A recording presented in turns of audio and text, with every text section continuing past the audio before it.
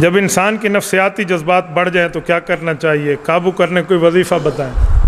پیاس کے جذبات بڑھ جائیں تو پانی ہے، بھوک کے جذبات بڑھ جائیں تو کھانا ہے، نفسانیات کے جذبات بڑھ جائیں تو شادی ہے۔ یہ یاد ہے، اس کے لیے وظیفے نہیں ہیں۔ آپ ایسا وظیفہ مجھے بتا سکتے جی پیاس لگے تو وظیفہ پڑھو 4 سال میں پانی نہ پیوں، بھوک لگے تو وظیفہ بتاؤ چلو میں کھانا نہ کھاؤں۔ اور خدا کے بندے جب سیکچول پاور آپ کو تنگ کر رہی ہے تو اس کے ڈیزالونگ کا طریقہ میرج ہے، شادی ہے۔ کب تک آپ تو سارے مولوی والے وظیفے آندے ناڑے بدھے رہو سو؟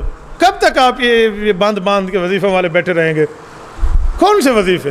میڈیکل کے پاس جاؤ، پھر کوئی اور علاج کراؤ، جان چھٹی۔ بھائی اس کے لیے وظیفہ نہیں، اس کے لیے شادی ہے، آپ شادی کریں۔ میں آپ کو ایسا کون سا وظیفہ بتاؤں؟ ایک بندے کو پیاس لگی ہو، روزے والے بھی شام کو روزہ کھلوا دیتے ہیں، تو آپ کون سا مجھ سے وظیفہ مانگتے ہیں کہ شادی نہیں ہو رہی، کوئی وظیفہ بتائے؟ ہاں ایک صورت میں آپ کو بتا دیتا ہوں۔ اللہ کے رسول صلی اللہ علیہ وسلم فرمایا من استطاع منکم الباءۃ فلیتزوج، شادی کی طاقت ہے تو شادی کرو۔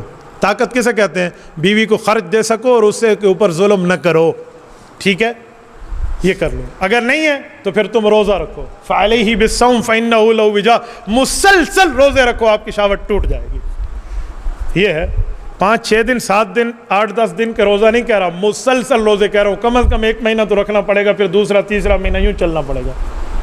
آپ کہتے ہیں نہ ہینگ لگے نہ پھٹکڑی اور رنگ بھی چوکھا ہے، تو ایسے چوکھا نہیں آتا، آپ کو شادی فرما لینی چاہیے۔ اور اگر آپ کی ایک شادی کر لینے کے بعد حقوق کی ادائیگی کے بعد بھی آپ کا کنٹرول نہیں ہو رہا، آپ دوسری شادی فرما لیں۔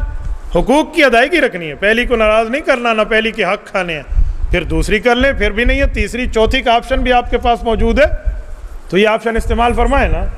اس آپشن پہ تو کوئی سبحان اللہ نہیں کہہ رہا، دل سب کے کہتے ہیں ہونی چاہیے، لیکن ویڈیو سے ڈر ہے کہ میری ویڈیو کا 1 ملین فالوور ہے، کسی نے کسی کے گھر میں بات پتہ چلی گئی تو کام خراب ہو گیا، میں تو دوسری شادی کی بات کر رہا ہے۔ تو بھائی اگر آپ حقوق ادا کر سکتے ہیں تو آپ دوسری شادی فرما لیں، آپ حق دونوں کو دیں۔ ایسا نہ ہو کہ پہلی بیوی گھر میں رو رہی ہو اور حضرت صاحب دوسری کے پاس وہ موجود ہوں، یوں نہیں ہے۔ حقوق کی ادائیگی ہے، اپنی بیوی کے ساتھ جو تعلق رکھو گے نا، بیوی وہی آپ اپنی بیٹی کی نسب کو لکھ رہے ہو، اس کی معاملات کو لکھ رہے ہو، کل اس کی تقدیر بھی ویسے رہے گی، جیسے کرنی ویسے بھرنی، نہ مانے تو کر کے دیکھ۔ اس لیے اس طرح کا وظیفہ میرے خیال میں آپ کو امید ہے سمجھ آ گیا ہوگا جو میں سمجھانا چاہ رہا ہوں۔ جب انسان ناپاک ہو، غسل میں ہو اور نماز کا وقت ہو جائے تو کیا کرے؟ پہلے غسل کرے، پانی میسر ہے اور نماز کا وقت جا رہا ہے تو پہلے غسل کرے۔ یہ نہیں ہے کہ پہلے تیمم کر کے نماز پڑھ لے اور پھر اس کو غسل کر لے۔ کیوں بابا؟ پانی پہ تمہیں قدرت موجود ہے، تم بیمار تھوڑی ہو، تو غسل کرنا چاہیے۔ ایک شخص حرام کماتا ہے، اس نے مثلا خیرات کر لیا اور گوشت آپ کے گھر آیا تو کیا؟ حرام پیسے سے خیرات کرنا اللہ معاف فرمائے کفر تک پہنچا دیتا ہے، کفر تک۔ یہ ایسے ہے جیسے کوئی شراب کو آب زمزم سمجھ کے پینا شروع کر دے۔ بھائی حرام مال کو اللہ کے راستے میں نہیں دیں۔ رب العزت فرماتے ہیں وَمِمَّا رَزَقْنَاهُمْ يُنْفِقُونَ، ہمارے دیے ہوئے سے خرچ کرو۔ کیا مانا؟ حلال سے۔ آپ حرام سے خرچ کر رہے ہیں، آپ شراب سے وضو کر رہے ہیں، آپ پیشاب سے غسل کر رہے ہیں، تو یہ حرام مال کی کوئی خیرات نہیں ہے۔ جب خیرات ہی نہیں ہے تو قبول کرنا کسے کہتے ہیں؟ کل کوئی کہے میں نے بسم اللہ اکبر پڑھ کے کتے کو ذبح کیا لہٰذا تم لے لو، ہم لے لیں گے؟ اور کھوتی کو ہاتھ لایا ایسے لے لیں گے؟ تو اس کے لیے کوئی اصول ہوتے ہیں، کوئی ضوابط ہوتے ہیں، کوئی قواعد ہوتے ہیں۔ تو حرام مال والے کو تو حرام مال خرچ ہی نہیں کرنا چاہیے۔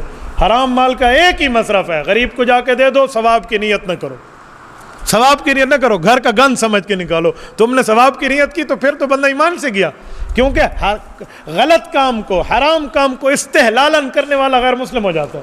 اللہ محفوظ فرمائے۔ مثلاً ایک بیماری ہے، لوگ اس کے لیے تعویذ کرتے ہیں، تعویذ ساری عمر پہنا ہوتا ہے یا پھینک دینا چاہیے؟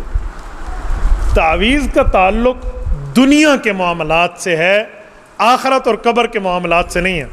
لوگ تعویذ اس لیے نہیں لیتے کہ مجھے قبر کا عذاب نہ ہو، میں جنت چلا جاؤں، ایسا کوئی تعویذ لیتا ہے؟ لوگ تعویذ لیتے ہیں میرا کاروبار ٹھیک ہو جائے، بچہ کہنا مان لے، بیماری ٹھیک ہو جائے، تو دنیا کا تعلق ہے، اسے علاج کہتے ہیں۔ تو علاج کے لیے قرآن اور حدیث، اللہ رسول کی بات لکھ کر اگر کوئی گلے میں لٹکا دے تو جائز ہے۔ تمیمہ منع ہے جس میں بت کے مدد مانگی گئی ہو، شرک اور کفریہ کلمات ہوں وہ منع، وہ نہ کرے۔ اللہ کا نام ہو تو کوئی مسئلہ نہیں ہے۔ تو تعویذ اگر کسی بزرگ کا ٹھیک ہے، وہ صحیح العقیدہ ہے اور آپ کا تجربہ ہے کہ ٹھیک ہوتا ہے تو اس سے جائز ہے، کوئی ناجائز نہیں ہے۔ لیکن اس سے دنیا کی حد تک کا معاملہ ہے، اس کا آخرت کا کوئی نہیں ہے۔ علاج ہے، علاج جس ڈاکٹر سے آپ کرائیں، جس پر آپ کا اعتماد ہے، آپ علاج کرا سکتے ہیں، تو اس پر کوئی مسئلہ نہیں۔ اور پوری زندگی پہنے رہے بھی، جب تک آپ نے اس بیماری کے لیے پہنے ٹھیک ہو گئی تو ٹھیک ہو گیا۔